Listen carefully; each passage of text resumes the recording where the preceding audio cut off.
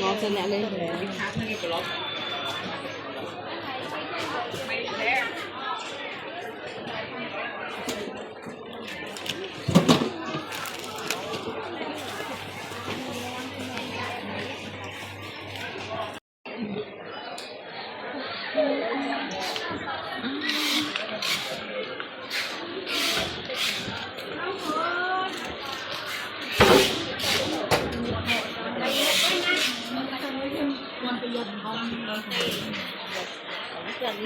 Bà má này mời mời là một đôi.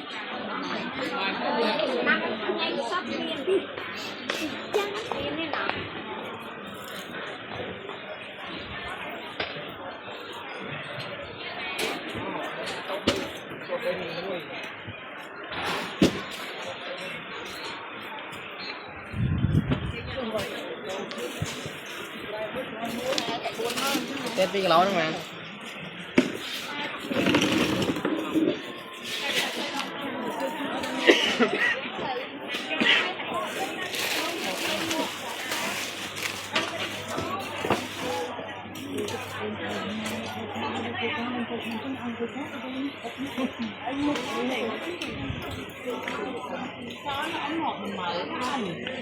Gà hồi cầu á.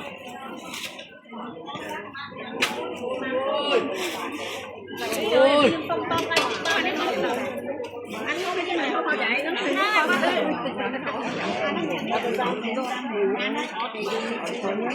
tăng 30.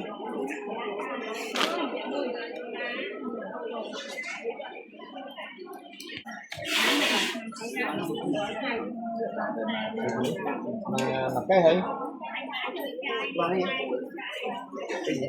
còn bởi gì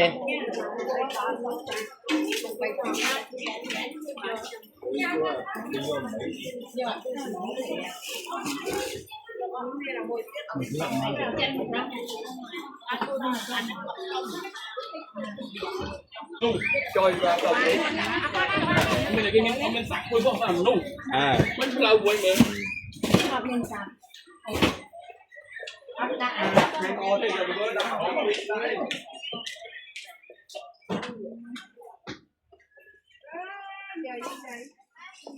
vô mặt cây mà lợi mà ban nè